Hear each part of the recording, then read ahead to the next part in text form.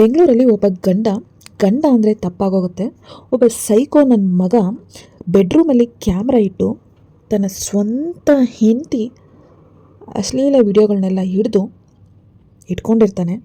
ಅದನ್ನು ತಗೊಂಡೋಗಿ ಅವ್ರ ಫ್ರೆಂಡ್ಸ್ಗಳಿಗೆಲ್ಲ ತೋರಿಸ್ತಾನೆ.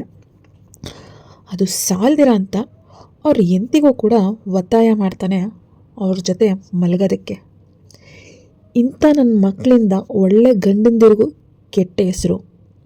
ಅದರಲ್ಲಿ ಸಾಲ್ದಿರ ಇವನಿಗೆ ಒಬ್ಬರಲ್ಲ ಇಬ್ಬರಲ್ಲ 17ರಿಂದ 18 ಜನ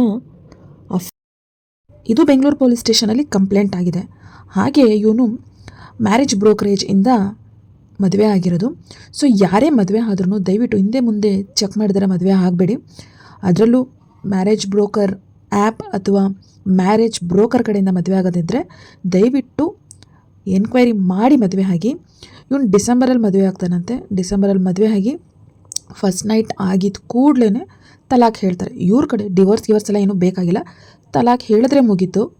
ಅದಾದಮೇಲೆ ಅವಳಿಗೆ ಹೊಡೆಯೋದು, ಬಡಿಯೋದು, ಹಿಂಸೆ ಕೊಡೋದು, ಮಾಡೋ ಹಲ್ಕ ಕೆಲಸ ಸಾಲ್ದಿರ ಆ ಹುಡುಗಿ ಹತ್ರ ಪಾಪ ಇವನು ವರದಕ್ಷಿಣೆ ತಗೊಳ್ಳೋದು. ಅದು ಮದುವೆ ಆದಾಗಲ್ಲ, ತಿಂಗಳ ವರದಕ್ಷಿಣೆಗಳು ತಗೊಳ್ಳೋದು.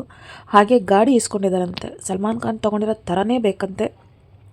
ಇನ್ನು ಏನೇನೋ ಬೇಡಿಕೆಗಳು, ತನ್ನ ತವ್ರ ಮನೆಗೆ ಹೋಗಿ ತಗೋಬಾ ಅಂತ ಹೇಳಿದ್ದು. ಹೆಣ್ಮಕ್ಳು ವರದಕ್ಷಿಣೆ ಕೇಳಿದಾಗ ಡಿವೋರ್ಸ್ ಕೊಟ್ಬಿಟ್ಟು ಬನ್ನಿ ಹೊರತು ವರದಕ್ಷಿಣೆ ಕೊಡೋಕ್ಕೆ ಹೋಗಬೇಡಿ. ಯಾಕಂತಂದರೆ ಒಂದು ಸತಿ ನೀವು ಹಣದ ರುಚಿ ತೋರಿಸಿದ್ರೆ ಅವರು ಸಾಯಗಂಟ ಹಣ ಕೇಳ್ತಾನೆ ಇರ್ತಾರೆ. ಇಂಥ ಗಂಡಸರಿಗೆ ಏನು ಮಾಡಬೇಕು ಅಂತ ನೀವೇ ಕಮೆಂಟ್ ಬಾಕ್ಸಲ್ಲಿ ತಿಳಿಸಿ. ಸಬ್ಸ್ಕ್ರೈಬ್ ಮಾಡಿಲ್ಲ ಅಂದರೆ ಫಾಲೋ ಮಾಡಿ.